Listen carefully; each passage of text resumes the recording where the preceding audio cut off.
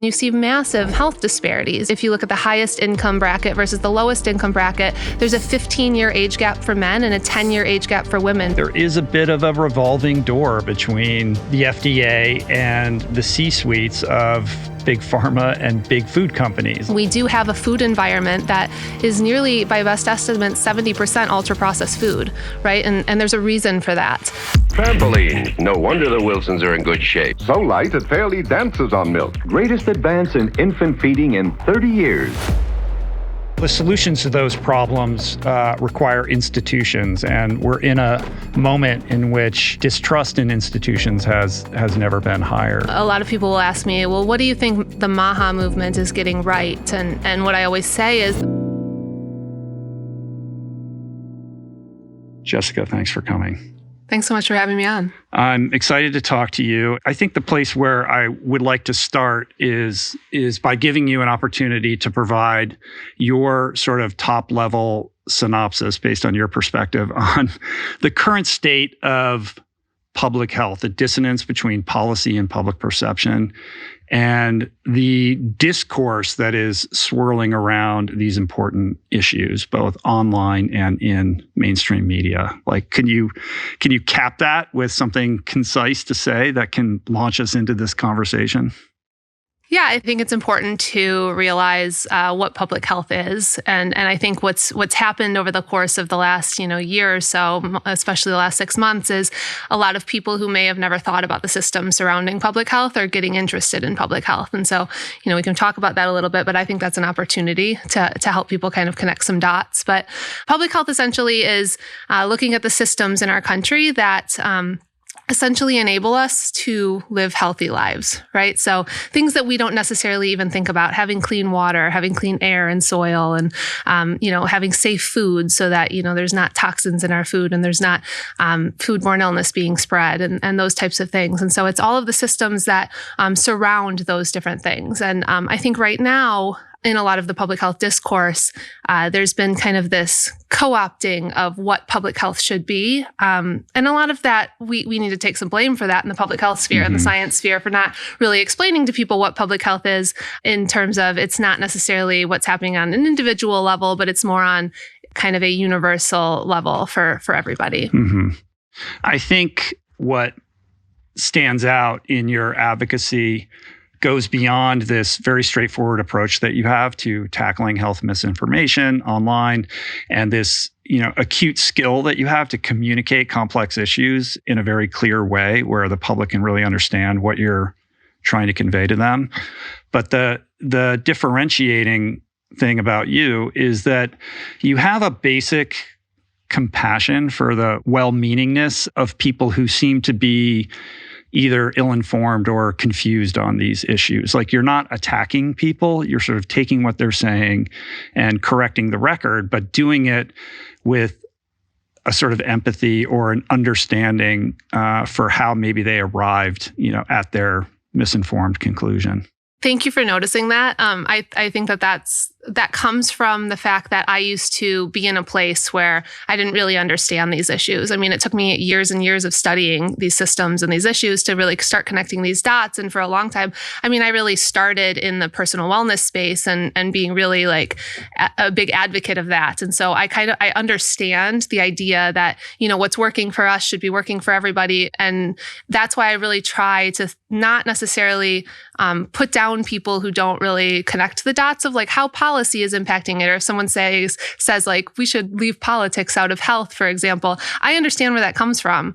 I think it comes from a misunderstanding of how policies directly impact kind of our health and our health environment and our food environment and all of those things. One of the things I've heard you say is that there's a difference between wellness, which basically is about our personal responsibility to ourselves, and health, or at least public health. Like, these are two different things that often get confounded in the dialogue around, issues that impact us, from our food environments and everything that we're exposed to. Yeah, a good example of that is just with nutrition, right? You can think about I'm a registered dietitian. And so if I'm working with you one-on-one and we're talking about how to improve your personal health, I'm going to take like a health history and we're going to talk about all of the different aspects that can improve your health. But there's systems behind all of those, like accessibility to food and what your food environment looks like and policies that impact those systems. And so when we're thinking about individual health, you're able to make individual choices within those systems. And so that's really where we focus in public health, is on the systems that are making those choices accessible to the most people in the country. Mm-hmm. I think that's the really big difference. That's the less sort of sexy side of this. So less sexy. It's a lot of fun to talk about your adaptogens or your morning routine. But when it comes to making the biggest difference in terms of health outcomes writ large, particularly with respect to the chronic ailments that are basically, befalling too many people and are really driving our poor health outcomes. The solutions to these, yes, we all should make better personal choices around our nutrition and our fitness, et cetera. But ultimately, what drives this are these public programs and policies that impact wealth inequality, access to healthy foods, provide a safety net of programs to educate people around nutrition, and infrastructure that is conducive to healthy lifestyle decisions. And, these are things that over which, like, us as individuals don't have any control, but the people who are seated in power do. And it seems to me that this should be the focus of their agenda and their policy directives, rather than what we're seeing right now, which appears to me to be a lot of fanfare that is nothing more than misdirection. Like, there's no real there. Yeah, so we call those the social determinants of health and public health. And they're really these non-medical factors that directly impact somebody's health. So things like income inequality and the built environment, which is, do you live in an area that has sidewalks and safe parks for your kids to play in? And things like food accessibility and education. And all of these things have a direct impact on people's health. And so when you look at the population as a whole, and this is kind of a public health lens, right? If you look at the population as a whole and you're thinking, how can I improve the health of America? How can I make America healthy, right? You have to look at the population and you have to look at who's most impacted by chronic disease, who's most impacted by these negative health impacts.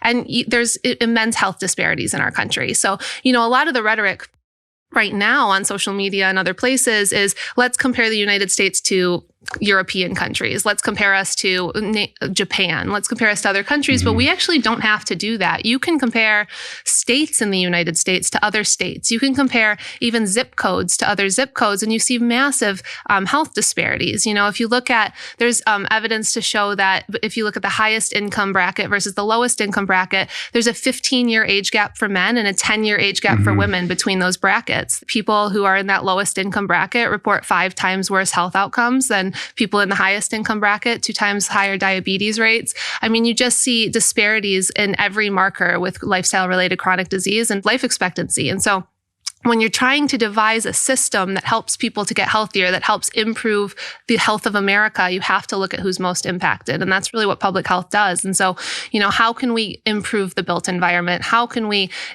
increase food accessibility for people? How can we improve the food system so that we can lift people up who are struggling most, which is going to lift everybody up in the country, right? We're all going to benefit from a more nutritious food system overall. So those are the types of things that we're really looking at. And when there's a kind of movement around making America healthy that doesn't talk about those disparities, it's just not rooted in reality. Mm-hmm. Well, the solutions to those problems require institutions, and we're in a moment in which distrust in institutions has never been higher. So I'm curious around your thoughts when it comes to how we got to this place where we've got no time for experts and we don't trust anybody in a position of expertise or authority over these matters. Yeah, I've done a lot of thinking about this and kind of like figuring out where it comes from. I think it's a confluence of a lot of different factors.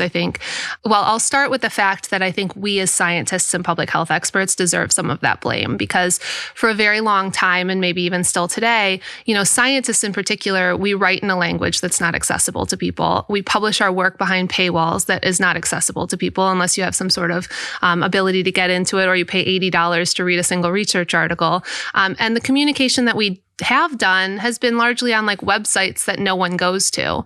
It's often been like frowned upon for academics and scientists to go on social media, to go where people are going for information. So back in 2016, I was a new tenure track professor, and there was a new app out that my younger brother was like, you should get on and teach nutrition on there, because I was like teaching nutrition courses. And I was like, that'd be a good idea. So I started making basic nutrition, like intro to nutrition content on this app. And I got a pretty good following, like 20,000 people initially. And I got a lot of pushback from colleagues and like former colleagues. I got made fun of, and people were like, how's your vlogging doing? And as a brand new tenure track professor, I stopped doing it because I didn't want to put myself in a position where, I was being made fun of, or I was thought less of because I was on social media, like quote unquote vlogging. And I think that was, for a very long time, that was the popular opinion in those spaces. Like, don't go on social media. That's not where we go as like evidence-based people or academics. And we lost a lot of ground for a lot of years because of that. And we allowed kind of like narratives to be manipulated. And, when people don't put a face to scientists, when they don't put a face to like these public health experts, it's very easy to write them off. And so I think now that's changing a bit, and we're seeing more like science communication coming online. But, there's a lot of issues with that too, and barriers we have to overcome with that. But I think that was one of the things. I think that COVID was definitely exacerbated a lot of things that were already probably kind of there. And with, just being locked in and all of the misinformation coming out, and some of the like bad communication from our public health experts at that time, I think that had a major role as well. And so, then when a movement comes in that's built off mistrust of these institutions, it was very easy for people to just latch on to that. Yeah, I got spinal fusion surgery recently. And in the lead up to that, I discovered that the resident neurosurgeon happened to be, I didn't know this when I had my appointment with him. I only found out later that he is like a science influencer. Like a video of his popped up on my feed, and I was like, oh my God, that's like one of my guys. And he's got a big following, and he talks about like, he goes into all this stuff about the brain in a really smart and engaging way. But the senior surgeon who performed my surgery is like not crazy about it. You know what I mean? Like he represents like, that perspective that I think is still very much fully entrenched. And, I think like shout out to Dr. Z's performing a public service for good in the world.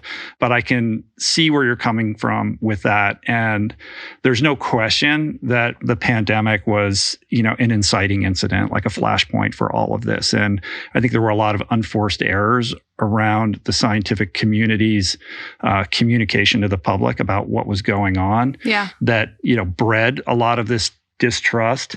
And you can't talk about health misinformation or disinformation without understanding how this institutional distrust came about in the first place and what it's now giving rise to. Because I think it created a perfect set of conditions for Maha to come along and speak to that, which I can understand. Like, I think a lot of people have had not so great experiences with healthcare, traditional medicine. And with just engaging with their own food environments and having to deal with their own personal health problems. So I, like yourself, have a lot of empathy for the energy, that got activated around that initially. But what's happened really is what you describe as a Trojan horse. So can you kind of elaborate on that? Yeah. So I think, a lot of people will ask me, well, what do you think the Maha movement is getting right? And what I always say is the Maha movement, they largely get the problem right?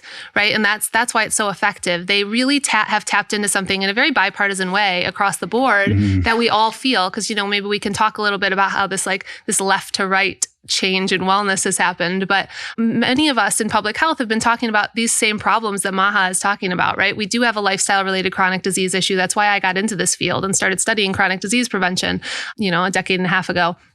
We do have a food environment that is nearly, by best estimate, 70% ultra-processed food, right? And there's a reason for that. And we do have, systems that are not built for us to be healthier. They're really built for corporate profit and for the profitability of them.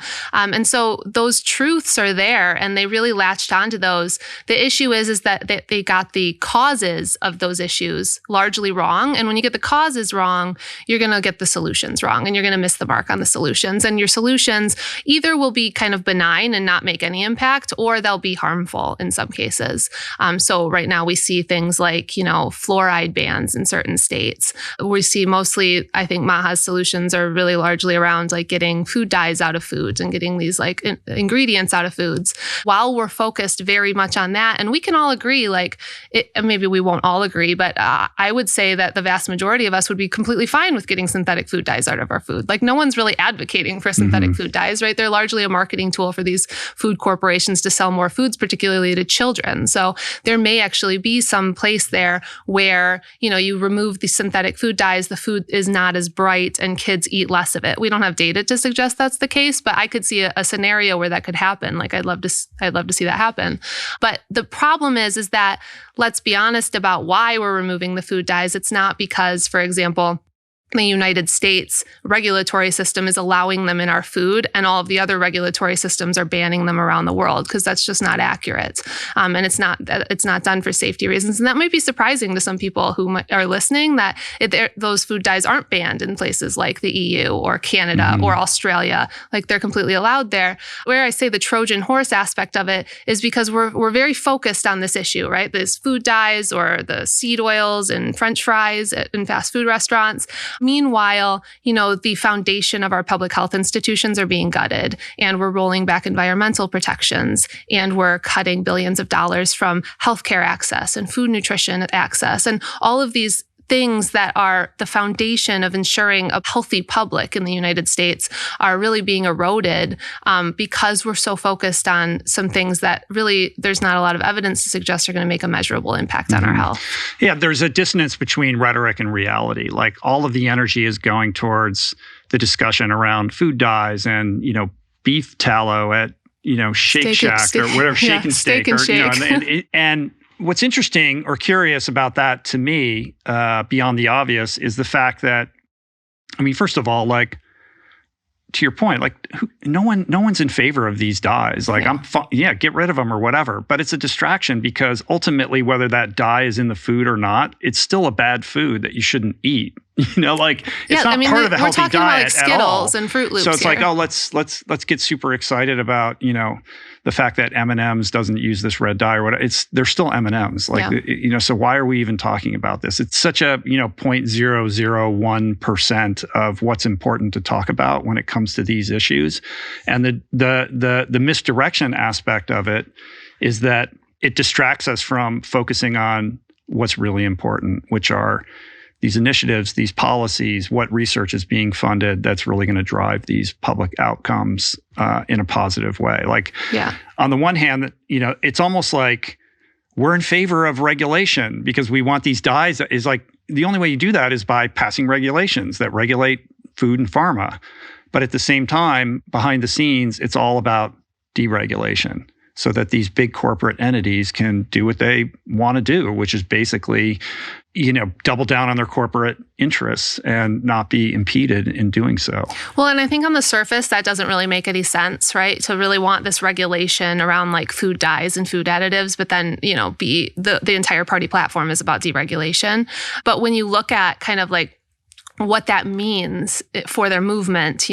We have these toxins in our food, particularly the idea that these other countries don't allow them, we allow them. It plays right into this idea that our regulatory systems are corrupt, right? And so that's an important part of this movement is this corruption in our regulatory systems. And so that really plays into it. And so that's why you don't see the FDA moving to regulate these food dyes. You see these kind of questions, could you please remove remove them from your foods, which is what RFK Jr. is relying on right now, is these corporations to basically remove them from their food supply willingly. Yeah. What is MAHA getting right and what is it getting wrong? And what it's getting right is vibes, yes. But it is also getting right the fact that there are truths to all of these narratives on some foundational level. Yep. Like there is corporate corruption. These corporations want to maximize profit and they don't care about your health. And when they're unregulated, they're going to do what they want. And there is truth in the fact that when we go to our grocery stores, the only aisles that have anything truly good for us are like on the very far ends, and everything in between is essentially monopolized by these ultra processed foods. And it is true that, many people have had experiences with their GPs or whatever, where whatever's ailing them goes misdiagnosed, or perhaps they're given a medication that doesn't work, or there's some side effect. So all of these things are rooted in some kind of level of truth that makes it a lot easier to, get people on board with this movement and distract them while they're doing other things behind the scenes. Yeah. I mean, 100%. That's how the best kind of manipulation and pseudoscience spreads, is that there is a grain of truth into it. And what I try to help people to do is to just go one step further. Okay, you say that there's corruption, and so like our corporations are corrupt. And so why? Right? So is it corruption, or is it the logical conclusion of the system that we've built? And, when you do that, you say, okay, well, so why do we have a food system that's 70% ultra-processed foods? Well, there's a lot of reasons, and a lot of it comes down to deregulation. A lot of it comes down to allowing like mergers and acquisitions. And so now we have very few kind of corporations that own the majority of our food supply. A lot of it comes down to the shareholder value movement that gained a lot of momentum in the 70s and 80s, where the primary goal of corporations was profits and growth, right? That was their primary value at the expense of all other values. So when you're looking at a food system and you're saying, okay, how do we maximize profit and growth? What you start doing is you start getting rid of local food systems. You start creating these big agribusiness, these big farms that really, they grow corn, wheat, and soy that are really good at exports. They're making us a lot of money from exports. 40% of corn goes to animal agriculture feed, 40% of corn goes to fuel, 20% goes to our food supply, and the vast majority of that goes to these ultra-processed foods, right? And so we're building this food system. We're incentivizing through things like agricultural subsidies to go to these things like corn, wheat, and soy at the expense of fruits and vegetables and produce that gets less than 2% of subsidies. And so we're artificially making these foods quite cheap and produce quite expensive and largely inaccessible, because when that happened, we started relying on these large farms, and we started relying heavily on prepackaged ultra-processed foods that could travel far, that were shelf-stable, and that were cheaper. And so if a corporation's goals are profit and growth at the expense of everything else, they're going to do things like use the cheapest ingredients possible, right? So if we're subsidizing corn because we grow corn really well here, we're going to start making sugar out of corn, and we're going to start making high fructose corn syrup instead of using cane sugar, because it's a lot cheaper for us to create and to produce here. And that's what started happening. And so now after decades of this, we're really in an environment where the vast majority of our food supply are these prepackaged ultra-processed foods that are cheaper for us. I mean, if you go to other countries, like in Europe, my husband's from Romania, so we spend a lot of summers there. You go to different countries and they're ultra-processed like snack foods are not as cheap as they are here, right? They're a little bit more expensive because we artificially make those things cheaper here. That gets us into a whole nother conversation about how that has decimated local food systems and helped to create food deserts and things like that. It's like, okay, our corporations are corrupt. Why are they corrupt? Why is our food environment like that? And then you start to realize it's all about policy. It's all about systems. And if we want to change our food environment, we can't just, yell about food dyes, because that's a symptom of the underlying problem. We have to actually look at why the system is built like that. Movement has shaped my life. It's a teacher, it's a mirror into the soul, and it's a path that not only connects you more deeply with yourself, but also with others and the world we share. All paths require tools, and those tools matter. That's why I've partnered with On, a brand that honors this movement path with premium sportswear to support it. Everything that On makes is next level in design, clean, and always with function top of mind, lightweight, breathable, and built to adapt. It's gear that disappears on the body, so you can fully drop into the experience of movement. Head to on.com/richroll to explore their performance-driven collection. This podcast is sponsored by Squarespace. I cannot tell you how frequently I meet people who have incredible ideas, valuable skills, things the world desperately needs, but they get stuck on the tech side of sharing it. There are a couple things these people are missing, which is that no matter how good your idea or offering may be, you still need to make people aware of it if you want anybody to care about it. And second, the tech side of it all is just no longer complex, thanks to Squarespace, which has created this hyper-intuitive, incredibly easy to use, all-in-one, frictionless solution to take that idea and present it to the world. And now they've got this thing called Blueprint AI, and you literally just tell it what you do, what you're about, and it builds you a custom website that actually reflects who you are. Whether you're offering coaching sessions, online courses, consultations, whatever, you can showcase it, schedule it, invoice for it, get paid for it. Because here's the truth, your ideas sitting in your head help nobody. But when you make it easy for people to find you and work with you, that changes everything. So head on over to squarespace.com/richroll for a free trial. And when you're ready to launch, use code RICHROLL to save 10% off your first purchase of a website or domain. We all remember just how pilloried Michelle Obama was when she attempted to, do we all remember that? Because I feel like a lot of us forget. I remember it quite well. Like all she was basically saying was like, hey, maybe we should pay attention to what we're eating and try to eat a little bit healthier. And she had the garden that she was, growing at and it was just the source of, endless attacks on her as a result of this. Fast forward to today, and on some level, there's some overlap with what's being said right now, but it's a very different environment, which is strange. Like, other than the fact that she was a Democrat and this is a Republican administration, like, how do you make sense of that? It's hard. I think I played a clip of Sean Hannity during the Obama administration, just like of Michelle Obama, and saying how, our government was being taken over, and it was a nanny state and all of this government overreach. And, then he obviously was sitting with RFK Jr. at Steak and Shake, like talking about improving our food supply. So it's hard to square that circle. But I think that a lot of it is just, it's like subtle, but it's so different, right? So when Michelle Obama was kind of pushing for this, it was very much focused on like, let's improve the food. Let's get more fruits and vegetables into schools. She started trying to bring salad bars into schools. Let's get our kids moving more. It wasn't about toxins in our food. That wasn't the main narrative. It was really just like, let's improve access to food. Let's expand access to food nutrition services. It was really rooted in a lot of public health evidence. Whereas now we're talking about, let's improve our food supply. Let's improve our children's health, but we're not, it's rooted more in like, let's get red dye 40 out of Skittles and let's, swap beef tallow for seed oils.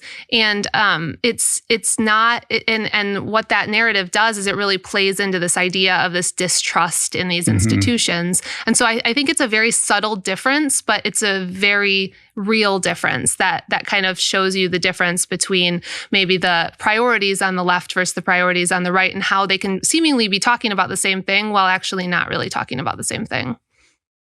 Well, also, those initiatives don't require the administration to do any heavy lifting on a policy level. Correct, yeah. As for the difference between left and right, like I remember, like I've been doing this for a long time, and I remember the inception of this wellness movement back in, the 2009, 2010, when this was really starting to gain energy, and there was a group of people who were becoming forward-facing public advocates of wellness practices. And it was very different then. It felt exciting. There was a lot of energy. It felt united on some level. And it wasn't until the pandemic where we began to see this horseshoe occur, where the wellness world, or a swath of the wellness world, which has always been the purview of the progressive left, yoga moms, Topanga hippies, people who have a certain level of distrust in institutions when it comes to their personal health decisions, and are always, looking at alternative modalities for well-being, sort of started to, connect with the right in a very interesting way, where alt health became, in certain situations, like alt-right, which was very deranging and bizarre, but also curious from kind of a pure anthropological perspective. I've done a lot of thinking about this. I think that it's interesting because there's so much overlap in kind of the ideas, and yet how do they end up on opposite extremes? And I think how wellness has always been, as you say, it's always been fairly left in terms of their politics, but it's always been rooted in this idea that you can't really trust institutions. But that was because, kind of like what is the cause of that? That was always because of this idea that, it's because of corporations, not necessarily because of corporations, because there's a lot of good from corporations, but it's because of corporate greed, right? It's because of a system where we're building that system where profits and growth are done at the expense of everybody else. And so these corporations do not have the best interest necessarily, for the most part, of people's health in mind. And so, I'm not going to trust one of these large corporations who aren't really looking out for me. They're looking out for their profits and growth. I'm going to go on the other side and into the wellness world. And I think that is kind of an ideology that's rooted in a lot of evidence in terms of why these systems were built. And that distrust is really grounded. Where I think the shift happened is it went from this distrust in institutions because of this kind of idea of corporate greed to this distrust of institutions because scientists were corrupt and regulation was corrupt. And so it really played really well with the right, because the right has always been about deregulation. And so if you kind of move it to this place where regulation is the problem, whereas over here on the left in wellness, it was because of a lack of regulation. More regulation was better, right? To improve our food system and this. And now it's more deregulation is better, which doesn't always square, because, the idea that we want food dyes out of our food and certain toxins doesn't really square with that. But I think that's kind of the predominating kind of idea on the right now. And it's very much about personal responsibility, individual responsibility, because we can't trust any of the science or the regulation. And so it becomes about kind of individual responsibility, which is very obviously a value on the right. When I think about how distrust of corporations metastasized into distrust of governmental institutions, again, there's a kernel of truth here. There is a bit of a revolving door between the FDA and the C-suites of big pharma and big food companies. These people are there's an enmeshment there that I think is worthy of legitimate, concern. Yeah. We are in a situation in which private corporations are funding research, et cetera. And I think that there's public concern around that. I'd like for you to speak a little bit about what you make of that world, and perhaps, kind of correct some misapprehensions around the way private funding functions in the sphere of scientific research. Yeah. So I could talk about funding for research. Can I first talk about the FDA? Sure. So I'd like to just play off of what you're saying here. There's also, sorry to jump in, but you're probably going to talk about this, but this notion that big pharma funds the FDA. Yeah. So, and this is to your point about taking kind of some truth, which exists, and then kind of manipulating the narrative. And so, this has been a platform of public health people and experts for a very long time about this funding for the FDA. So a big talking point that I heard a lot over the last, year that was very prevalent in the MAHA sphere was, half of funding for the FDA comes from pharmaceutical companies. So the same industry that's supposed to be regulating these companies, the funding is coming from these companies as evidence of corruption. And so where that is a bit manipulated is the fact that, so why does, I'm very curious. So I'm like, okay, if half the funding comes from the FDA, why does half the funding come from the FDA, right? And the reason, if you look back in history, is because in the early 90s, we've always underfunded our public health institutions because, there's not a lot of money to be made in public health. And so for a very long time, including now, our public health institutions have been underfunded. And so this was really a problem back in the early 90s. We were really going through this deregulatory era, coming out of the Reagan era into the Clinton era. Clinton was also very deregulatory. He was a centrist. And, what happened was there was this backlog of basically like drug trials. So pharmaceutical companies wanted to expedite these drug trials, but the FDA didn't have the ability to do that quick enough. And so there was this big backlog. And so instead of Congress allocating more money to the FDA to be able to hire more people to go through these applications, what they did was instead they passed a law that said, okay, we're going to charge user fees to the pharmaceutical companies. So if a pharmaceutical company wants to have their pharmaceutical drug go through a trial, they now need to pay whatever the fee is, a couple $1 million, whatever it was. And in order to go through that trial. And they were able to use that money to hire more people to be able to expedite these drug trial reviews. And so when that happened, it's very similar to how any other regulated industry works. If you look at the airline industry or any other regulated industry, they pay user fees in order to go through regulation. And that's exactly what's done now.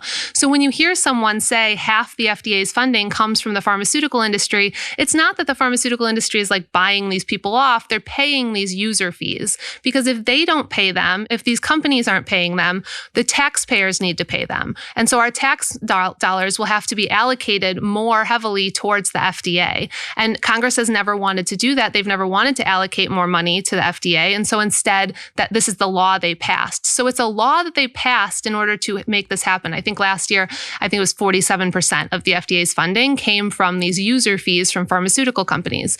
So when it's talked about as a corrupt act, the act is right. Like pharmaceutical companies are paying the FDA, but it's not, I don't view that as corruption. Now, I'm not saying I'm pro that. Me and many other public health experts, this is where like the kind of overlap comes in. We've always been against this practice. The Republican Party has largely been for it. Democratic Party, many of them have largely been for it. Public health experts have been saying, hey, we should fund the FDA with more tax dollars. Mm-hmm. So Congress should allocate more tax dollars to the FDA so that we don't have to rely on drug money in order to do these processes, but that's just never happened. And so this is the system that we have. And so, when people come in, kind of what I would term bad actors come in and say, this is evidence of corruption and we can't trust the FDA, and then people like myself who have always been against this practice are now having to like defend the FDA, which is like my least favorite position to be in. I would much rather be more critical of the FDA, right? But when we're talking about this in a really insincere way, I think it's really important to just set the record straight, right? And why this is happening. And if we want it to change, because you have to understand why it's happening if you want it to change. If you want it to change, we have to push for more federal tax dollars to go towards the FDA. And obviously what we're seeing right now is the exact opposite of that, right? So you have this movement that really wants less corruption, but what we're doing by cutting funding at the FDA is the exact opposite of what you would need for less payments from the pharmaceutical industry. And then in terms of private corporate funding of scientific research, how do you consider that landscape? Yeah. And again, this is a bit of truth. And it's something that's, ever since I got into the scientific field, it's been talked about, right? Like, how can we improve the system so that we're having like the most accurate science that's coming out? Because there are problems in science. And I think that what's being tapped into here are real problems. What's not being done is talking about it in an honest way of how we can improve it. Instead, we're just cutting half, like 40% funding from the NIH. So scientific research is very expensive to do, right? They're multi-million-dollar trials to do some of these big projects. And so that funding has to come from somewhere. So right now, the vast majority of funding comes from the federal government. So from places like the NIH or NSF through grants that scientific researchers, whether it's at academic institutions or research institutions, they will submit a grant and then that will either be approved or not approved. And most of them are not approved. It's very competitive. And once you get that grant, that is funded through our federal tax dollars, right? So a percentage of our tax dollars go towards like the NIH, for example, to fund scientific research. And that funding is very important because it funds a lot of the basic research that isn't necessarily going to be profitable right away, right? So that funding comes from again, places like the NIH. Then you have about maybe 40%, and it's going to depend on the space you're in, but about 40% of funding comes from industry funding. So that's things like medical device companies, pharmaceutical companies, other companies, food companies that are going to do like marketing research. That funding comes from them. And they're going to pharma's going to fund like their big drug trials, right? They're going to have, obviously, scientific researchers do it, whether it's at different institutions, but they're going to provide the funding because there's really no one else who would provide that funding.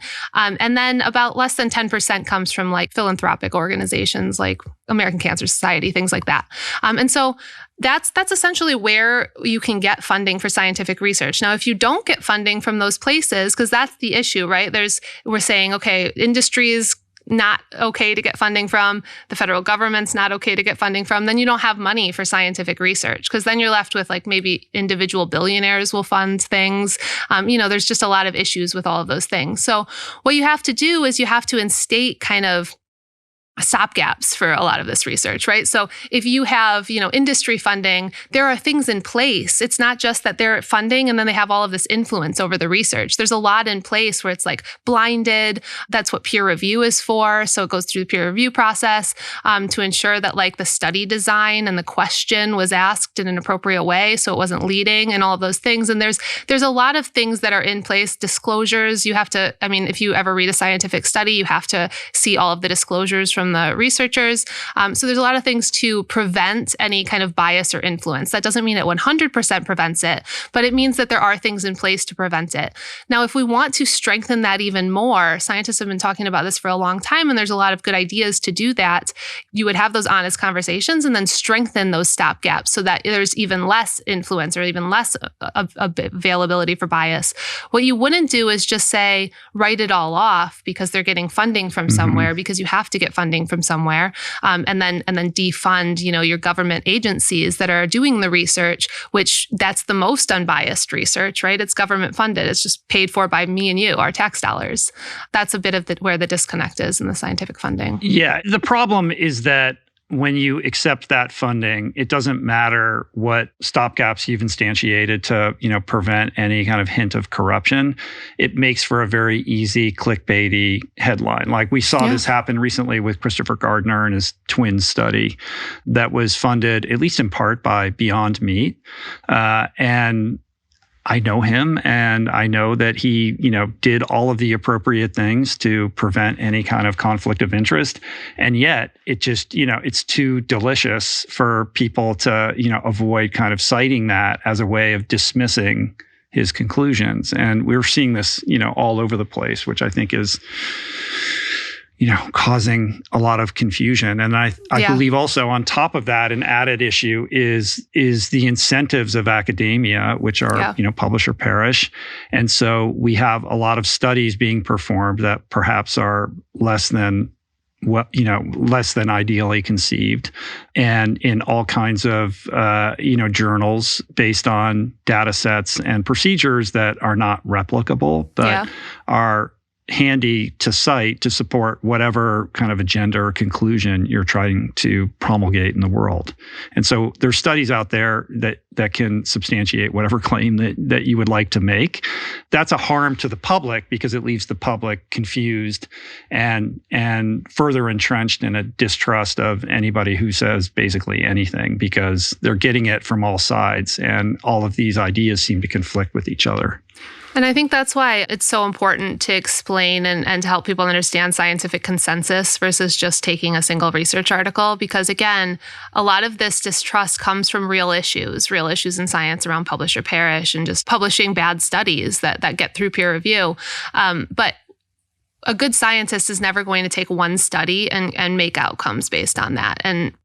And so what happens is you need to have that study, and then it needs to be replicated multiple times by different labs. And you have to see the results over time in different areas and different scenarios. And then you're able to make kind of like a consensus statement. And so when we talk about scientific consensus, I think it's maybe a misunderstanding. Scientists aren't taking single research articles and saying, seed oils are actually okay for your health, right? They're taking consensus over the course around the world, not just in the United States, because research is done globally, in many different research labs on the same topic, and then being able to come out with an overall conclusion of what's happening in that area. Within that, you're going to have studies that kind of go one way and then go the other way, and they maybe like say different things than the other one. And to your point, you can always find a study to kind of like back up your claim if you're just trying to pull individual studies. And when we talk about cherry picking evidence, that's kind of what that means. Like just taking a single study and saying, well, look, this happened.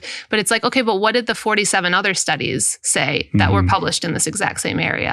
Yeah. And in the hierarchy of evidence, reflecting on meta-analyses and multi-year longitudinal studies, particularly the ones that are coming out of places like the NIH, these are what are suffering funding cuts right now, interrupting these research projects that have been going on for years and need to continue on for years, rendering them, basically unusable all of a sudden as a result of what's happening, which can't but harm our attempt to solve chronic illness and create better solutions for the public.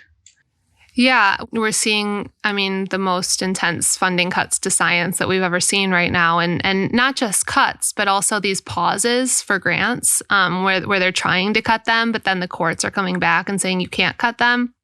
And that's great. And that's like a victory for science when that happens. But the problem is even those pauses, when you have longitudinal data sets where you're just continuously like collecting data over time, over decades in some cases, you can't experience a pause like that. And if you have a stop in funding, you can't continue those projects. So it's very detrimental. And we've seen an immense amount of funding right now cut from even cancer research, Alzheimer's research.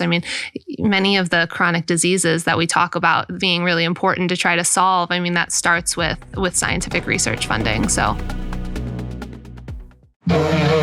what does retirement even mean to you? Does that compute? No. What if we've all been thinking about our future wrong? What if there is no finish line? What if there's only a through line? I'm Rich Roll, endurance athlete turned wellness advocate. I'm breaking out of the studio to meet up with some extraordinary humans, all at different stages in their lives, all with one thing in common. They have no plans to slow down. We'll dive deep and find out what it takes, physically. Tennis is like relax and then explode. This is like explode and then relax. Mentally. We struggle with health. We struggle with mental health. It's part of having a body and having a mind. And financially. Should I spend money today or save it for tomorrow? The question you want to ask is, what am I going to regret in the future? To keep doing the things we love. I don't hate that pressure. I see it as a gift. This is what we signed up for. And this is the action plan.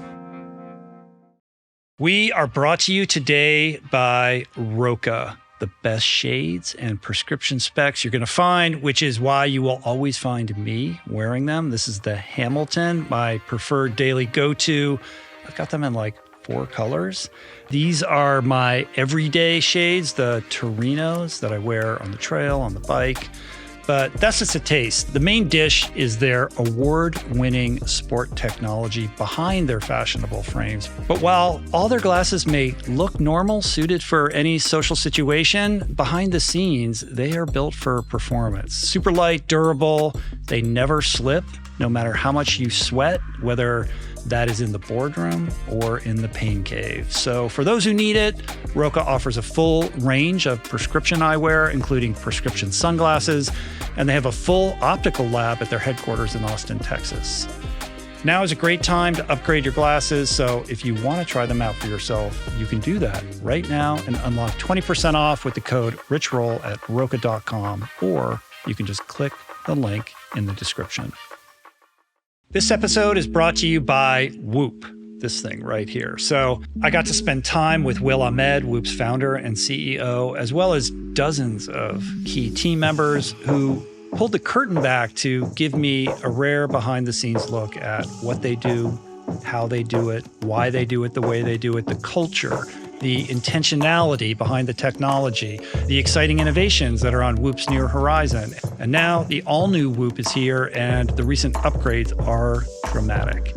In addition to the sensor now being 7% smaller, the battery life now extends to a remarkable 14 days. And the new Whoop MG even boasts a heart rate screener with on-demand ECG readings, so you can monitor your heart anytime and share your results with your doctor. It's the only wearable that offers a complete view of your body, not just for tracking, but for insights that shape your decisions about your health, especially when recovery matters most. And you can join now at join.whoop.com/roll. That's join.whoop.com/roll.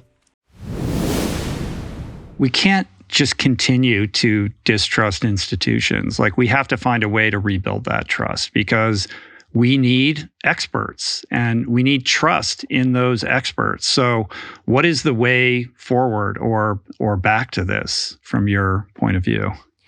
I think it starts with meeting people where they are. So talking to people in a way that is not in jargon, is not the way that you would talk at a scientific conference, for example, trying to put things into perspective for people. I kind of mentioned before, scientists deserve some of this blame in the sense that we haven't always gone to where people are going for information. Again, we talk in a language that's not often accessible for people. So that allows people to kind of write scientists off and write science off, and allows the narrative to be kind of taken by these people who are great speakers and they can talk and they can weave these kind of narratives. So I think a lot of it starts with, we have to figure out a better way of communicating. We have to go to where people are and we have to explain things. We can't take for granted that people just know what public health is, for example, right? We can't take for granted that people are just going to believe us because we have a PhD after our name or because we are a medical doctor, right? So getting away from this appeal to authority and really just talking about these issues in a really honest way. Meet people where they are, acknowledge that here are the issues, right? Like for the FDA example, yes, the FDA is funded 47% by the pharmaceutical industry, and then explain why, and then walk them through, okay, those are issues, and also here is why that's happening. Here are all of the good things that the FDA does. If we didn't have the FDA, we wouldn't have oversight over our pharmaceutical medications. We wouldn't have oversight over our food, and we would see a lot more foodborne illness. They're actually incredibly effective. We rank third in the world in the quality and safety of our food supply, according to the Global Food Security Index, in terms of like lowering foodborne illness and pathogens in our food and all of that. So the FDA is very important for all of those things. And if you never tell people what the FDA does and how that actually impacts them on a day-to-day level, it's very easy to write it off. So I do think that a lot of it comes down to kind of getting away from the appeal to authority and the reliance that a lot of us have had just on kind of this inherited belief that people always instilled in institutions, and really just talking people through and meeting them where they are. An added acknowledgement, I think, that would be helpful would be to sort of point out and admit where, hey, we got it wrong here. You know, here's where we messed up. Here's what we're doing to, not make that mistake again, which plays into this idea of transparency. I think there is a public demand for greater transparency around things. Yeah. The irony being that the transparency that is sort of purported, coming out of the administration is anything but. But I do feel like there's an appetite on behalf of the public to like have a little bit of, sort of come to Jesus moment. Like, hey, and in truth, like this is what science is. It's like, hey, we do our best. We test this.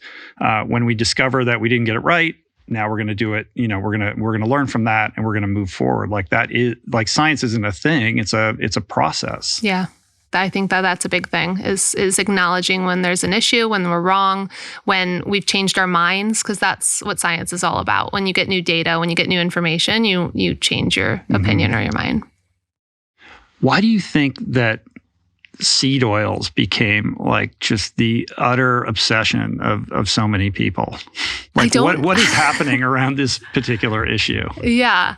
Okay. I think that this is where that like there's a small amount of truth that is getting blown out of proportion, right? So for a long time, first of all, I have a PhD in nutrition science. I never even heard of the term seed oils until social media recently. Like, in the last multiple years. It's just not what we talk about. See, this is why we can't trust that institution, then, right? That gave you that PhD. Yeah, we talked about them as like vegetable oils or the individual oil, like safflower, sunflower, the individual oil we were actually talking about, polyunsaturated fatty acids, but never seed oils. That's just kind of like a new made up term. And I think it comes from the idea that like seed oils are a highly processed oil compared to something like an extra virgin olive oil or something. And so if you're looking at it strictly from like a nutrient basis, like how nutrient dense is this oil, right? It doesn't have the same like vitamins and minerals that you're going to find in some other oils. And so I think that initially made it pretty easy to be like, oh, we shouldn't consume these oils as much as we should be consuming like olive oil. But what the research actually shows, and the nutrition science research is very clear on this, like when you actually look at the epidemiological research, there is no issue with seed oils in the diet. And in fact, they might be a little bit more heart protective than saturated fats if you're replacing them with saturated fats, right?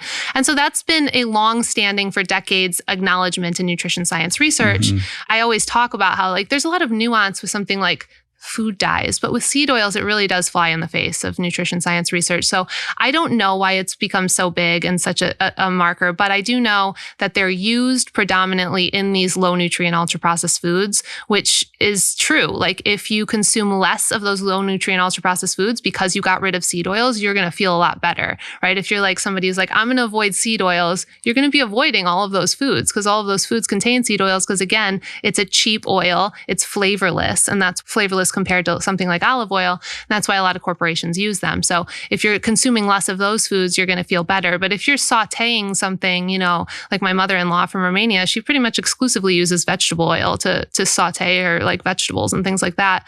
And there's just not evidence to suggest that that's harmful.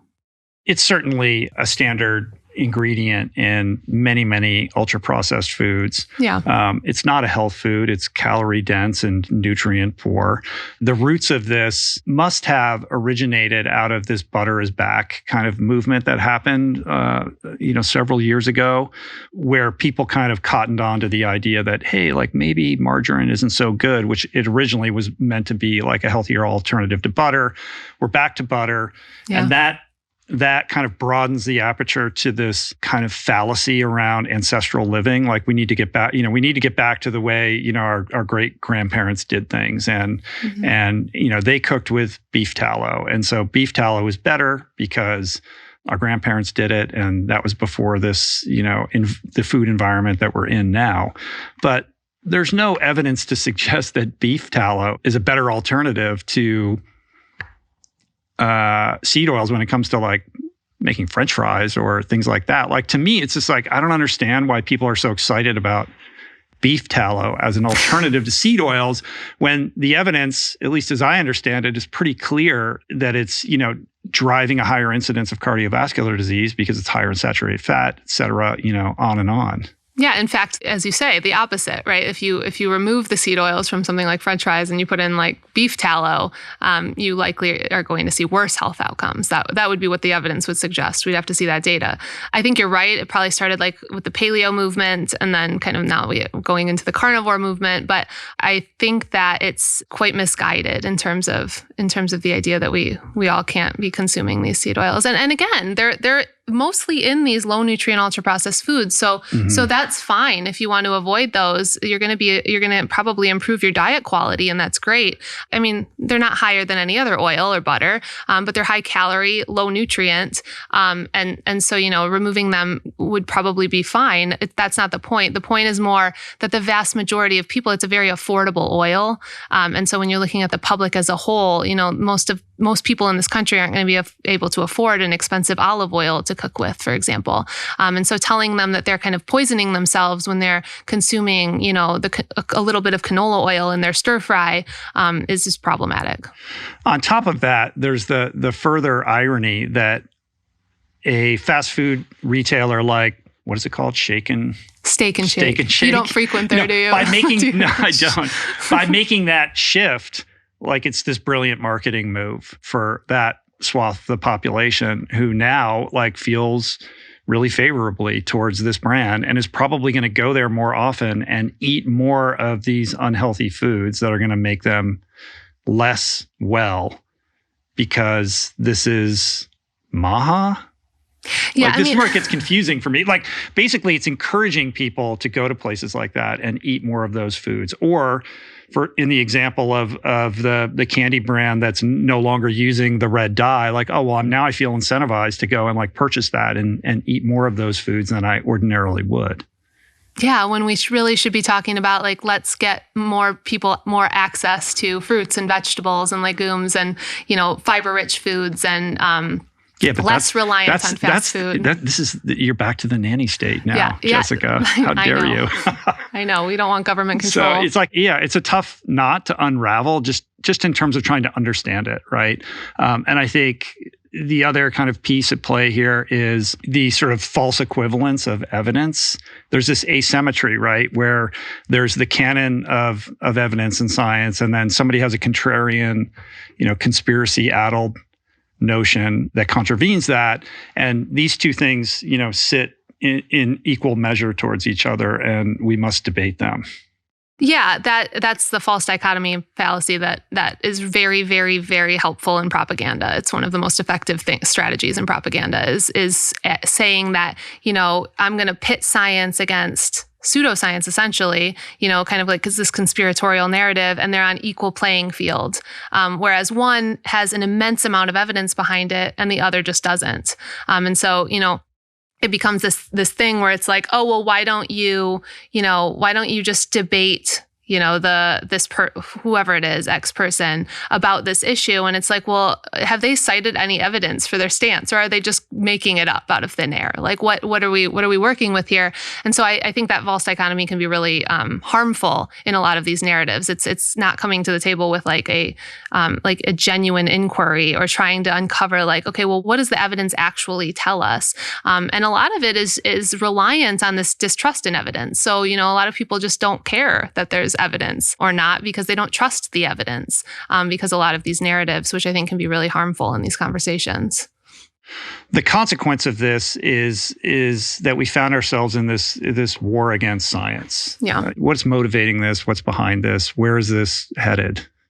Yeah. So back to your Trojan horse comment, I've used that term a little bit for this MAHA movement, and there's kind of been this longstanding science can be inconvenient to policy decisions, to things that people want to enact or don't want to enact. We saw it for a long time with climate science. That was kind of the first area. And now we're seeing it again with kind of public health science. And so, public health science can be a lot of evidence behind something, and that won't be good necessarily for corporate profit or whatever it is, other incentives. And so I think there's always been this underlying move to kind of push science away a little bit. And right now what we're seeing is it's been a real goal of this administration to defund science, particularly federally funded science. And so I think MAHA has been very helpful to the administration in the sense that it kind of brought in more and more people who maybe hadn't even thought of these things before, maybe distrusted a little bit, but like didn't know why exactly. And so instead of having, a scientist come in and be like, here are all of the issues, we do have an issue with, replication and funding biases, that these are the things that we actually try to do to mitigate those funding biases. We had a movement come in that really was like, you can't trust any science, right? And you hear it with RFK Jr.'s rhetoric all the time, saying that he's gone after some of the leading scientific journals in the world, JAMA, New England Journal of Medicine, Nature, and saying that they're all corrupt, and he wants to create his own scientific journals. And I think for a lot of people, it's so many things that it's hard to keep up with. But at the end of the day, it's just eroding our scientific integrity and our scientific basis. And so I think that that's the most dangerous thing right now is when you erode science, it becomes a lot easier, and you erode trust in these institutions, and you erode trust in experts and scientific experts. It becomes a lot easier for people to just come in and make up narratives that fit along an ideological spectrum that can then be manipulated to create policies out of. Mm-hmm. And that can be very harmful. And to do so without repercussions, it seems. Because there's immediate repercussions. Like every day there's something happening, to your point. It's like this Gish Gallop where like there's just a tidal wave of strangeness coming at us so consistently that you can never get your handle around like even one of these issues before it's yesterday's news and there's something else. I mean, the fact that RFK Jr. in this HHS report, that came out The Maha report? Yeah, the Maha was citing research that didn't exist, like these AI hallucinations that made it clear that, like, not a lot of thought went into this, or it was just purely agenda driven. That just happened. And now we're on to the next thing. And, there's no price to pay for that. Like, we're in an environment where stuff like this, that would have been Watergate level in terms of like the fallout, just, rolls off our back. Yeah, I mean, that Maha report, it came out, the idea behind it was we're going to try to figure out, we're going to create a report that basically is focused on the causes of chronic disease, particularly in our children. And as somebody who's studied the causes of chronic disease for my entire adult life, I was very interested to read the report and see how they were talking about the real root causes of chronic disease, many of which come down to these social determinants of health that we were talking about, like income inequality and disparities. None of that was in that report. So what was really largely in the report was toxins in food, over medicalization, basically the talking points of Maha. And it became very clear that they already had kind of like a preconceived idea of what they wanted to build this report on. And that became very evident when we saw that there were 7 hallucinated citations in the report, because what AI does, right, is if you come into it and say, write me a report that basically like says that these are the roots of chronic disease, and then, and in children, what it will do is it will build a case for that. And so instead of being a genuine scientific inquiry into like, what are the root causes of chronic disease, it was more like, these are the root causes of chronic disease, help me build the case, which is very much like, RFK Jr. is a lawyer, kind of what a lawyer might do in terms of the way that it's going, which is the opposite of what like scientific inquiry actually is. And so I think it's not just about that there were 7 hallucinated citations. It's about what that actually means in terms of the process of how they're going about this, because that report is now going to act as the foundation. Again, the causes determine the solutions. That report will now act as a foundation for what their solutions to tackling the chronic disease crisis is. And if the causes are missing the mark like that, which they are, the solutions will largely miss the mark. And so that's supposed to come out in November. But I think it's so much more than just the fact that they used AI. It's like why they used AI and what that actually means. And, in academia, that's a failing grade in any professor's course. If you have hallucinated citations, it means you used AI to write your research paper, and it's an automatic fail for the vast majority of people. And so to see that at the highest level, and for there to be no repercussions, we don't even know who wrote that report. I have ideas, but where's the radical transparency that is supposed to exist in HHS right now? Yeah, I mean, that was what was campaigned on, radical transparency.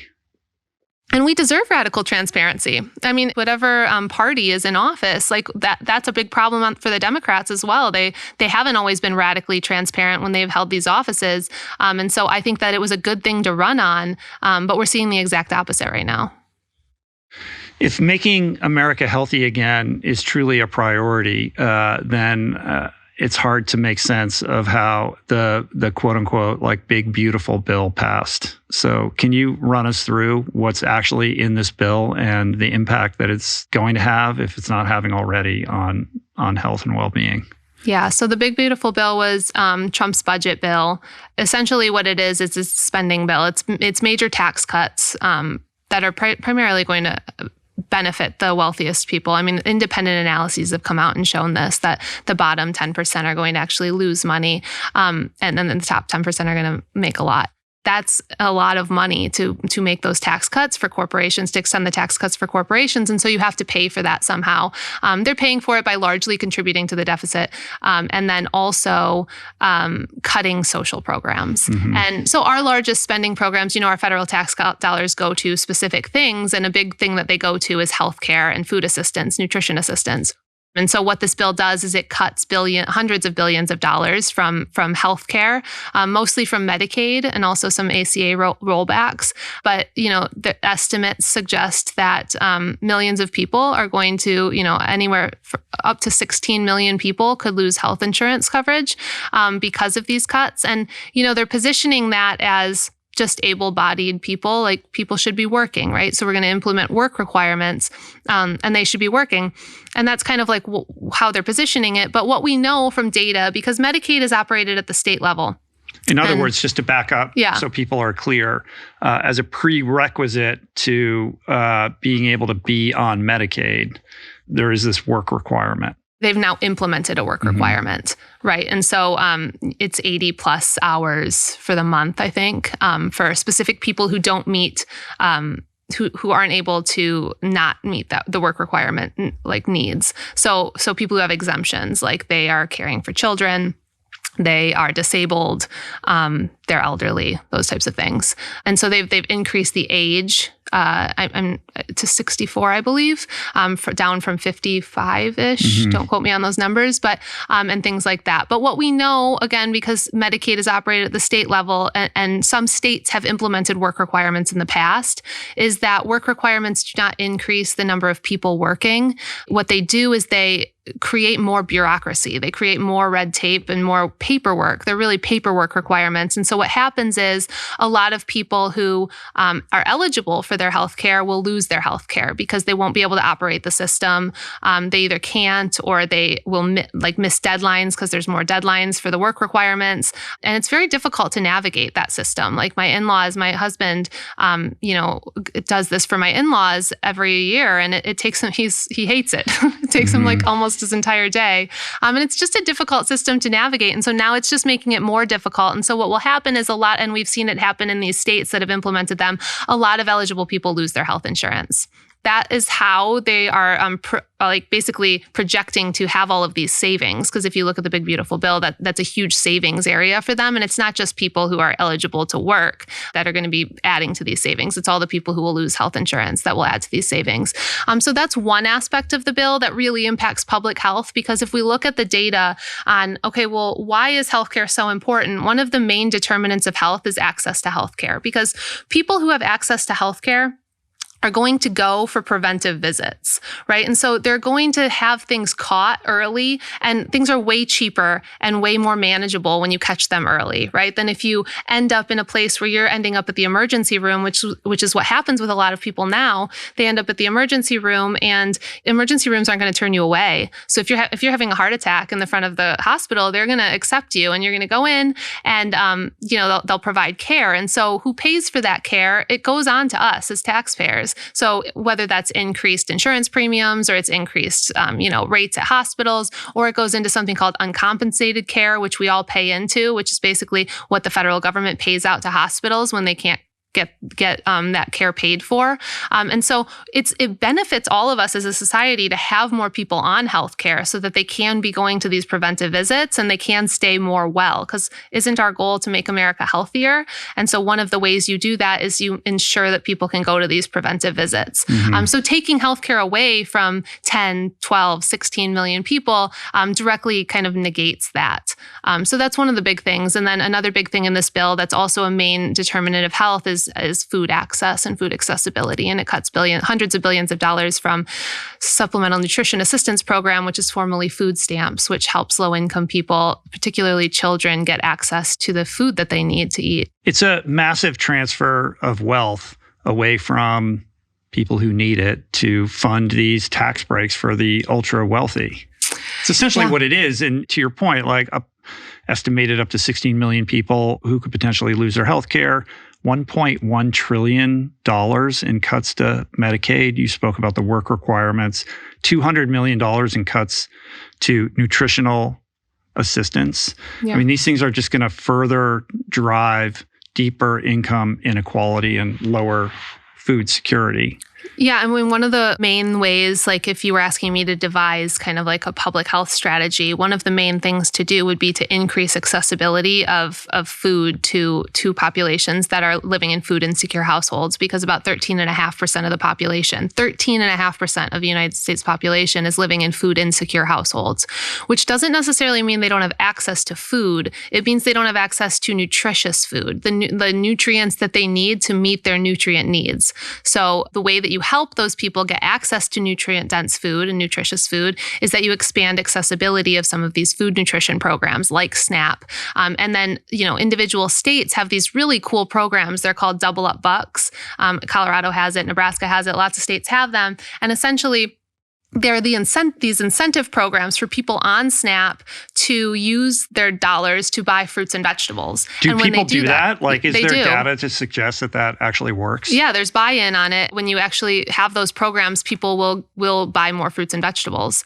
And so, what the idea has always been is let's not take away from people. Let's incentivize them to make these purchases. And so you can use them at farmers markets and things like that too. And SNAP education is also something that's being cut in this bill that's not getting a lot of press. But SNAP Ed is a wonderful program that helps these people on SNAP, so low-income individuals for the most part. It does cooking classes. It teaches them about healthy eating. It teaches them about nutrient-dense foods and how to incorporate that, especially on a budget. There's some wonderful registered dietitians who work within that program who, are really committed to helping people to be able to make healthier choices on a really tight budget. And that whole program was cut in this bill. I think people bristle at the idea of deeply funded government programs and they think bloat and like, is this even doing anything? Like, this just seems like a big waste. Let's cut it. But to the extent that, there is data to suggest that they are effective in driving these outcomes, like it's upsetting that they would be cut. But I think it's helpful to disabuse people of perhaps their preconceptions of it by contextualizing it in economics. Like, this makes economic sense. Like, we're spending a lot for these programs, but in so doing, we're saving way more because we're avoiding these people, falling prey to these diseases that then create this massive burden on our healthcare system, on the insurance companies, on we're going to pay for it down the line and then some if we don't enact these preventive measures to keep this from happening. Yeah, I agree with you. Like, putting it into an economic perspective can help a lot of the time, because I think you're right. There is this perception, that's an intentional perception, that a lot of these programs are wasteful, or there's a lot of fraud in them, which there's just not. I mean, there's evidence on this that look at fraud rates in these programs, and it's less than 1% in a lot of cases. And the vast majority of fraud in the Medicaid system certainly doesn't come from the people needing healthcare access. It comes from, like hospital systems and individual doctors committing Medicaid fraud. It's not like the, Aunt Joe going to the doctor and committing Medicaid fraud. And so, I think that there's a perception that there's a lot more fraud and waste in these programs than there actually is. That's not to say that we can't improve them. We should always strive to improve programs and improve efficiencies in the programs, right? But let's improve efficiencies in the programs. Let's not just cut billions of dollars from the program. So what is the charitable interpretation of this bill? Like, if I was to be speaking to someone who is in the administration, like, how are they defending this from a health perspective? I'm not sure that there is a defense from a health perspective. I think what they're really saying is that the cuts, I mean, I see a lot of comments from people saying, the idea is they're cutting like middle-aged men who aren't working, who should be working and are just mooching off the system from Medicaid. And that's, I think that all of us can get on board with the fact that people shouldn't just, not be working if they can be working. But that's just missing a lot of understanding of how those cuts, again, they like implement paperwork requirements. Lots of people like grandma and grandpa will fall off of Medicaid, or someone who's disabled and can't navigate the system, because grandma and grandpa are probably more on Medicare. But someone who is disabled and can't navigate the system will fall off of Medicaid. And we have lots of data on this, and that's exactly what happens with those cuts. So I think from a health perspective, I think they're just really, I don't know, I would ask you what you've heard, but I've heard a lot more of just like they're getting rid of just what's not necessary, which that is just not accurate. You can't cut $200 billion from a program like SNAP, which is an incredibly efficient and effective program for reducing food insecurity in this country, and say it's not necessary. In the context of a bill that only exacerbates the budget deficit. I mean, that's a whole other conversation, right? About I know. Fiscal conservatism. What's the most frustrating piece of health misinformation that you come across in your social media activities? Well, like, what's going on online? I think that you keep seeing pop up. I think it's more holistically just the idea that a lot of people right now have an immense amount of health anxiety. They have this idea that they can't eat anything, they can't trust anything, they don't know what to eat. You know, what brought me to social media was I was pregnant with my son at the time, or my daughter at the time. And I usually don't see like misinformation videos just because your algorithms are so like tuned to who you are. When I got pregnant, I started getting fed all of this like pregnancy information. And I saw, and I was just like, there's a lot of incorrect information and inaccurate kind of like fear-based information really targeting pregnant women. That's not accurate. So that's actually what brought me to social media in 2022, was just kind of combating some of that about like the oral glucose tolerance test and the vitamin K shot and like pregnancy nutrition in general, because it's just a really vulnerable time in life where you're really susceptible to just, you want to do what's best for your baby and your children and yourself. And so I think it started there, and then it's evolved a lot, but I think it always comes back down to this idea that, you know, because of all of this misinformation, I did a video where I found people saying basically you couldn't eat apples, and then you couldn't eat beans, and then you couldn't eat, it was like all of these different foods. And it got down to a video where a woman was talking about how you shouldn't be drinking water because it doesn't have enough electrolytes and it can dehydrate you. And so instead you should be drinking only coconut water. And like, you can really find a video out there just fear mongering and scaring the heck out of you. It's any food. There's a video out there, just like there's a study out there. There's a video out there for any food that you want to fearmonger about. And there's a way to take a bit of truth and then weave this conspiratorial narrative about that food. And so I think that's what's most concerning to me right now in the social media space, is just this idea kind of exacerbating orthorexia, exacerbating health anxiety in people. I get DMs all the time from people who are like, you know, I was literally scared to eat anything. I just had never had the opportunity to hear another perspective and for someone to explain kind of the science behind these things to me. And that kind of brings us back to the importance of science communication in a lot of these things. Because a lot of people, they're not necessarily in a camp. It's just they've only ever seen these scary, fear-mongering, conspiratorial videos that do really well on social media. And so, you know, they kind of get caught up in that and get really scared to just eat anything. Yeah.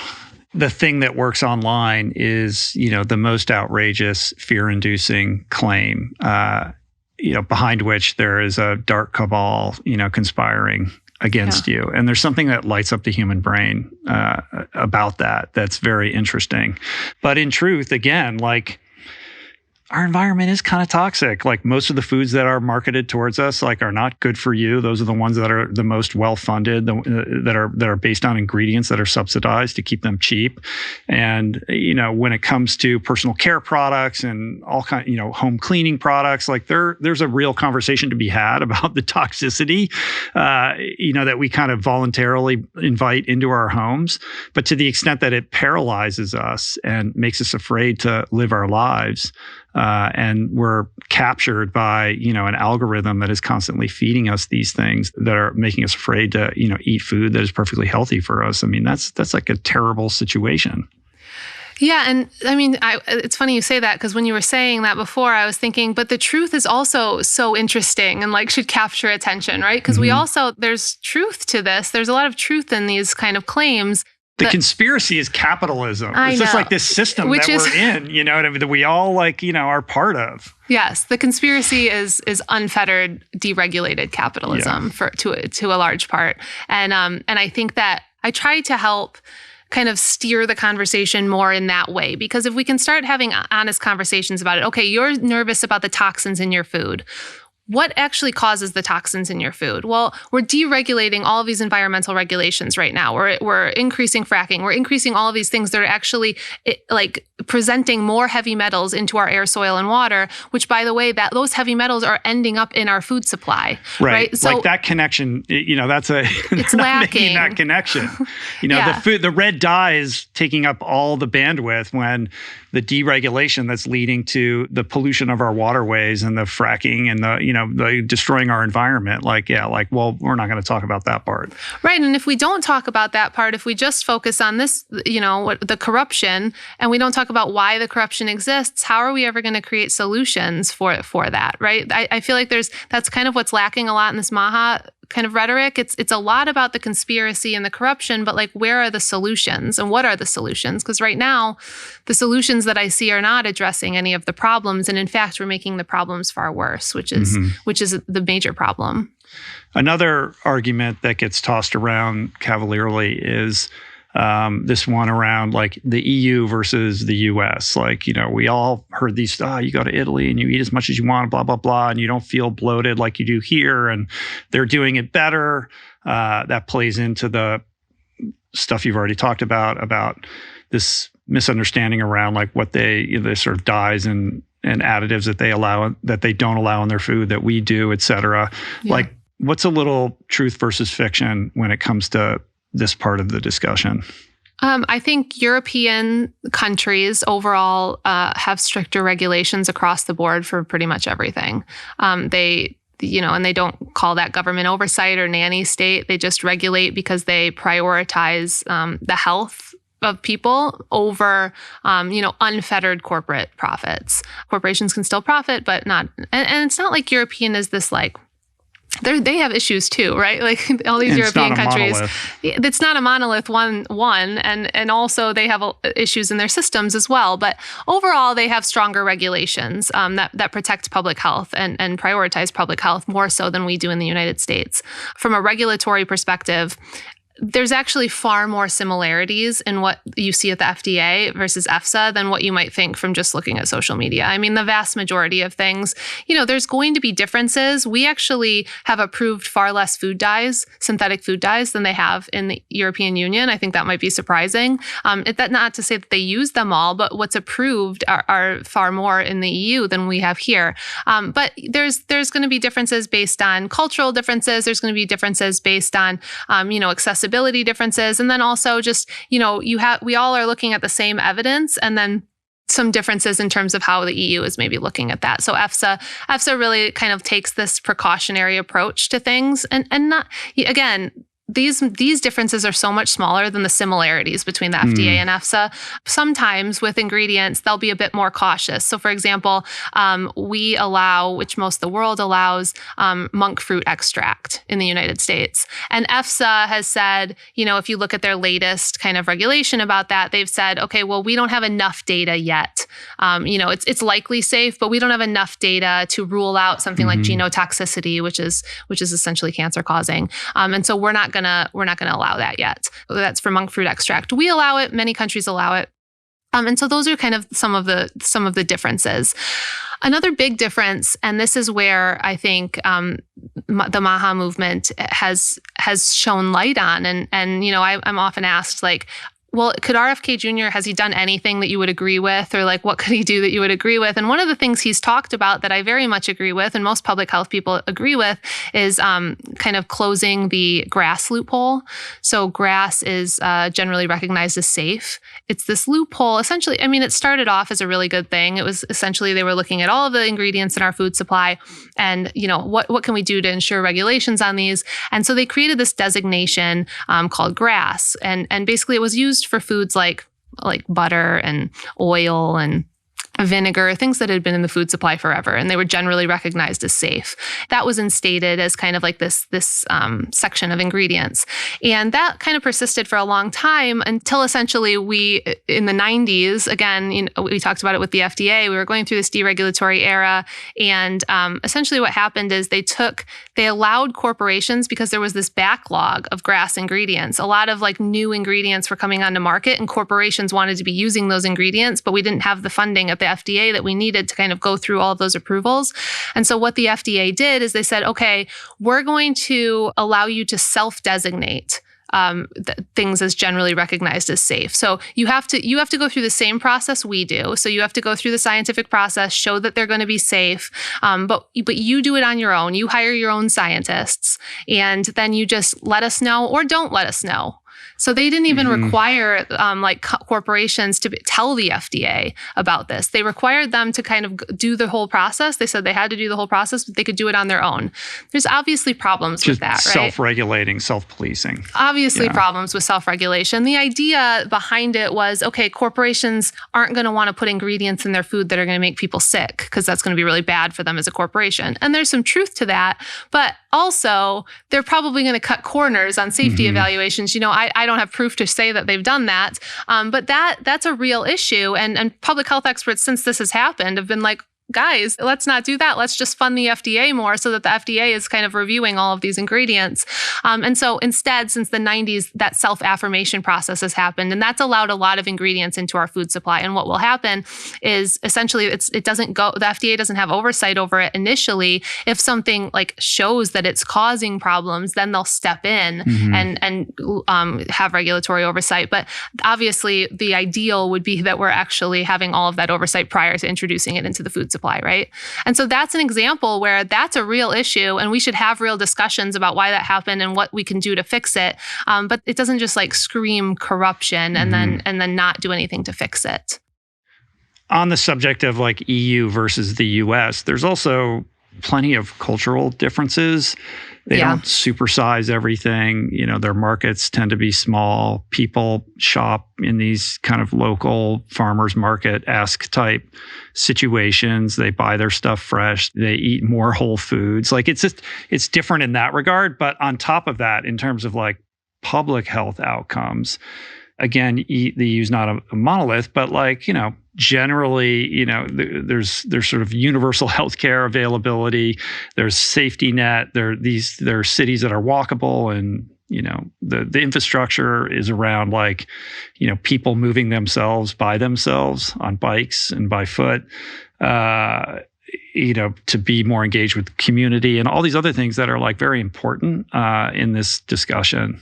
Yeah, I just did a video recently on this exact topic, and it was essentially like Maha was celebrating that I can't remember what candy company, I think Hershey's, said that they were going to remove artificial food dyes. And it was like the same day the big, beautiful bill passed that was stripping healthcare and nutrition assistance away from people. And, they were talking about how European countries, it's going to be more like Europe. Our candy will be more like Europe. And, I think great. Like, okay. So we are celebrating the fact that we're going to have candy that is less colorful and more like the candy that you see in European countries. But also we seem to have blinders on and only want the European food regulations, the food additive regulations, and none of the other things that European countries do that actually protect public health in those countries. So to your point, when I'm in Romania, my mother-in-law and I will just walk down the street to this like enormous market that's just filled with like fruits, vegetables, all of this produce. And it's cheap. It's like, that's the cheap place to go for the produce. It's not that's even cheaper than you go into a supermarket. Here, I mean, farmers markets, you can find them, but they're incredibly expensive. It's kind of like a luxury to go to a farmer's market. So it's very different. I mean, they have local food systems where, you live in a small village, you just go to one of these markets because they're very much growing their own food around in the area. And Romania, again, not all European countries are the same. Romania is lowest in terms of the European countries that eat ultra-processed foods. If you go to some place like the UK, they've actually seen a lot more, an increase in taking ultra-processed foods. But all of these social determinants of health, healthcare access, food access, the built environment, as you say, walkable like sidewalks and public transportation, all of these things play right into the health of people in those countries, and income inequality, all of it. And so, when we're looking at what are European countries do that are keeping their population healthier, we can take a lot from their public health policies, not just their food additive regulation. Right. Let's just focus on the food dyes, though. That's myopic. If you found yourself suddenly in the role of Surgeon General or head of HHS, like what are the policy initiatives that you would be trying to push forward? Like what would your agenda be to promote public health? How much time do you have, Rich? I got all day. We can go for like 5 hours. So a lot of people will ask me, like, what is the number one thing you would do? And I think that I have to say the number one thing I would do would be to overturn Citizens United, which I think a lot of people might not like think that that's related to kind of this topic. Well, it's like in the context of health, it's like, okay, you want to solve a health problem, you have to get to the root cause. Like this is the root cause of basically, so much ill in the world, in our world.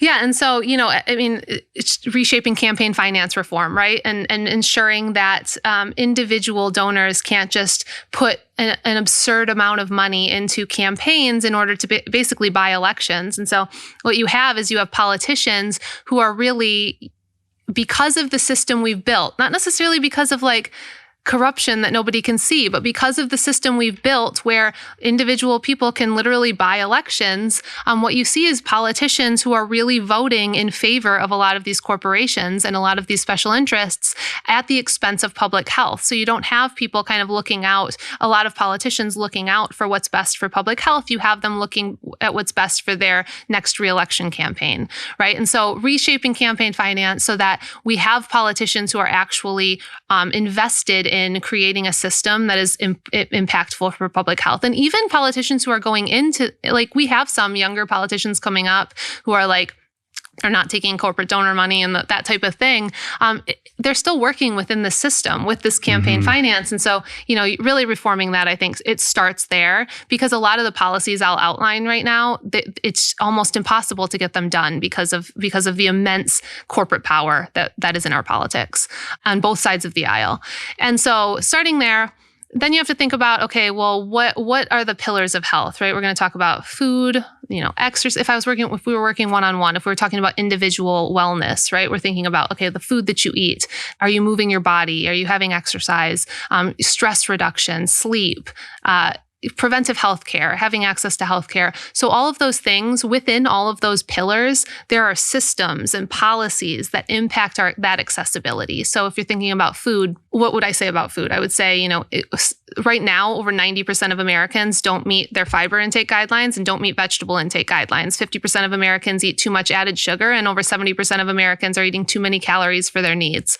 Why? How do we fix that? Well, we look at, okay, our food system is 70% ultra-processed food. You fix that through shifting agricultural subsidies. You fix that through investing in agriculture to help smaller farmers kind of have a leg up, right? And helping people shift from maybe what they're growing right now is monocultures, growing corn, wheat, and soy, to growing more of a diverse kind of crops. And so you have to invest in that, though. You have to help these smaller farmers go into these smaller locations and bring back local food systems. You have to look at food deserts in this country. We have millions and millions of people living in food deserts where they don't always have access to the food that they need. And so what a food desert is, a lot of us think of rural areas when we're thinking of food deserts. And that those exist. If you drive across the United States, you'll drive through a town and you're like, where do these people go for groceries? And that's true. But that's actually a very small percentage. The vast majority of our food deserts are in our urban populated areas and cities and things like that. That's a result of, largely redlining and structural racism and so a better name for that is really food apartheid. And the problem is that, because of disinvestment in those areas, a lot of food chains left and went to the suburbs where there was more money. And so what they've been left with is a lot of fast food, a lot of corner stores, a lot of dollar stores, and that's where they have access to get foods. And so, incentivizing some of these smaller grocery chains to go back into those areas, and you have to do that through things like grants and bringing that, bringing more produce into those areas, I think can be very helpful. That's not going to change on its own. If you just make it accessible, that has to be kind of paired with other public health efforts like education efforts, like improving school nutrition, and those types of things. So all of those can help improve our food supply. For exercise, you can help by creating better built environments, by, creating better infrastructure. We just had a big infrastructure plan a few years ago, building sidewalks. America was really built for cars. A lot of our cities and towns and everything, you need a car to get anywhere. Creating sidewalks, creating safe parks to play in for children, bringing back recess into schools and ensuring they're getting out to recess. All of those types of things can help as well.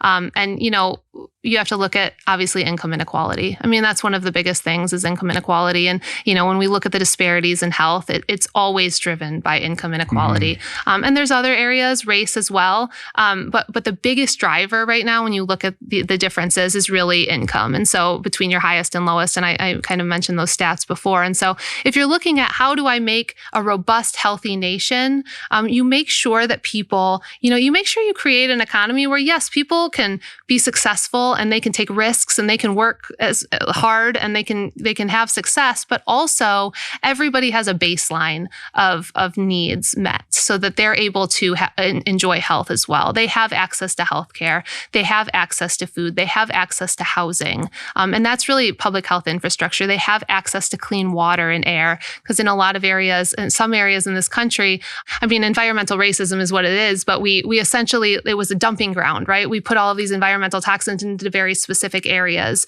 So ensuring that that's not happening and we're cleaning up those areas, that's essentially like, those are the policies that can actually start eliciting real change for people. But it's so systemic and it's not flashy and fancy and easy to talk about. I just think I spoke for like 8 minutes. Yeah. I'm just like, no, but this you know what I mean? It's not sexy, it's not fancy, but this is what we need. And once again, it is in our national economic interest to make these investments. It is. There's also a good argument to be had around why it's in our national security interest. Like food security is national security. Like all of these things taken holistically are very important to having a robust, healthy nation.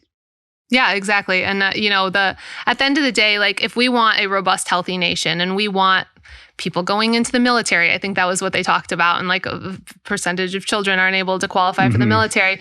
We have to start thinking, I think the reason that I think it's so important to kind of connect these dots is because we have to start looking at like why the system is built this way and what are we doing to enable it. So I talked about income inequality, it being a huge factor in health disparities.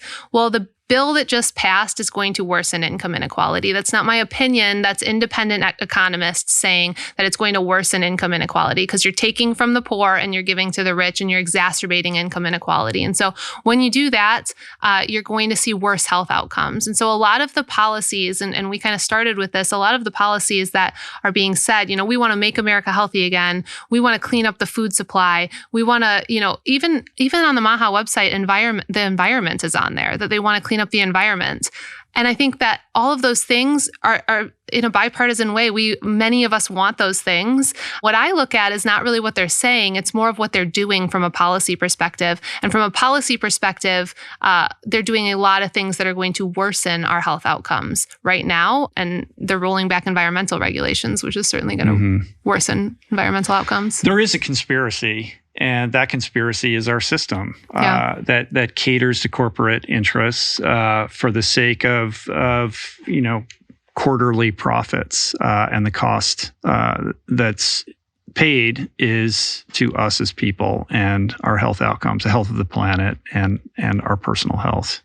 Yeah, and so if we want to improve our personal health and improve our country's health, then we have to fix that system. The person who's listening to this or watching and is one of those people who feels a little bit paralyzed by all of the health information that they're inundated with that is leaving them confused, like what is your message to that person? I think there's a lot of people right now out there who are able to capitalize on this moment of distrust and make a lot of money off of us. And so I think that it's really important to be aware of who you're getting your information from. And it's not that I don't think that people should be making money. We all need an income. It's the way that it's being done. So if people are using fear and they're using a manipulated narrative and they're purposely driving this conspiratorial narrative to then sell product, I think that you have to be aware of that.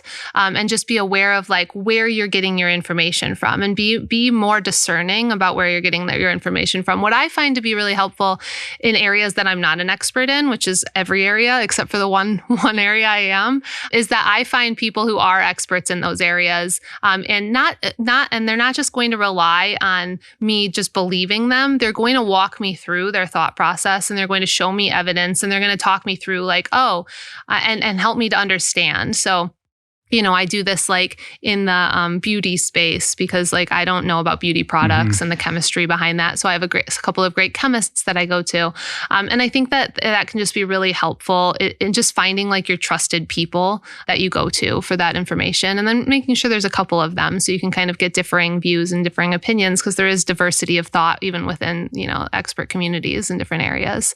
And then I think just The fundamentals at the end of the day, let's just speak about nutrition because that's kind of my area. The fundamentals haven't changed that much over the decades, right? The fundamentals are really like eat a predominantly plant-based diet, and that can incorporate meat or not, but most of the time it does. Eat a predominantly plant-based diet, meet your fiber needs, meet your nutrient needs, eat less low nutrient ultra processed foods, drink water, limit your intake of alcohol and cigarettes and other psychoactive drugs and things like that. And you're already going to be far better off than the vast majority of the population who aren't, most of us aren't doing even those basics. And so everything else is great and it's for optimizing and all of this stuff, but everything else like online kind of like scaring you away from things, it's all just noise. And at the end of the day, if you like go back to the basics, which they're pretty fundamental, and again, they haven't changed over the decades, you're going to be far better off than you would otherwise. The basics aren't fun though. No, they're really I want to hear boring. about how everything you ever thought about X is completely wrong, and here's what they don't want you to know. Yeah. Like in terms of a heuristic, if you're looking at your feed, your information feed, like that whole kind of paradigm is a red flag. I mean, what would content be if someone just came on every day and they were like, eat more fruits and vegetables? That wouldn't be very cool. I've been trying this for many years. It's like it doesn't tend to go viral. No. No. But you've done a good job. I mean, how long have you been making publicly facing social media videos? 2022 is when I started. I started on TikTok. And again, it was really predominantly in the pregnancy space because I was pregnant at the time. Yeah. And I was like, oh no, like especially in the diabetes realm, because that was what my research was in. And I was like, this isn't right about the oral glucose tolerance test. That evolved towards kind of where my area of expertise is, which is in chronic disease prevention and public health. I saw a lot of traction right around before the election when the MAHA movement was coming out last summer, was really when I started seeing kind of this narrative coming out. And I think just because it was my exact area of focus for so long, I saw kind of how that narrative was being manipulated. And so that's when I started making content about that. And then around the time of the election, I think a lot of people were just hungry to I was presenting information in a way that was accessible for people, and they were hungry for a different narrative than what like their entire algorithm was. And so I found a lot of success since then. Yeah, so in reaching people. I think you have over 1 million on Instagram. I'm not on TikTok. Is it more there? No, it's Instagram's more. Yeah, Instagram's more. Yeah. I mean, I'm heartened by that. Like it speaks to an appetite for wanting to know the truth, and the fact that you're able to kind of dispel some ideas that are swirling around there, and that is getting traction, that people are attracted to that, is a hopeful message. I agree. When people will ask me like, what's making you like hopeful right now? Yeah. It's usually that. It's the fact that like, we talk a lot about Instagram or social media algorithms in general and how they really rely on these like conspiratorial, fear-based, like all of that kind of information spreads really fast. I mean, my videos are pretty long too, like 2 to 3 minutes sometimes, and really just trying to explain kind of the root of these issues. And I've just found a lot of people who are really thoughtful and really interested in understanding. And I just got a message from somebody yesterday. It was funny. She was like, I came here as a hater. I thought I was going to hate everything you were saying, and then I just like kept listening, and you kept making good points, and like you helped to like me to understand. I never really thought about like public health systems before, kind of like on this level, and like how everything's kind of connected. And I think those kind of like messages that I'll receive like are very heartening, that people, a lot.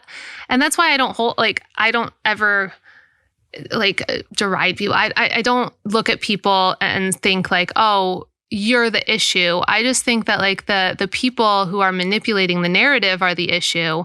And a lot of us, the vast majority of us, all want the same thing, which is just a healthier food supply, a healthier environment, just a healthier life. A government that cares about us and doesn't like just look out for corporate profits. I think that I'm finding that a lot of us really do want the same thing. We get caught in these social media narratives and like this like dichotomy of thoughts, and there's just a lot of overlap in what most of us believe and want. Well, I think it's a real public service and much needed. We do need effective science communicators, more of them, particularly women. And so I think you're playing like a really vital role and filling a real need that we have right now. Thank you. That is giving me hope. And I appreciate you coming here to talk to me. If there's anything I can do for you, I'm at your service. Like, I just think it's really powerful. And again, the fact that you are getting so much traction and there is so much interest around what you're doing is an indication to me that we're seeing a shift right now. People want good information. They're realizing that we need people who know what they're talking about to help guide us. We've been lost in this forest of confusion, and we need anchors, and you are one of those people. I really appreciate that. So thank you. Come back. We can talk more about this. Yeah. All right. Thank you. Thank you so much. Rich. Peace.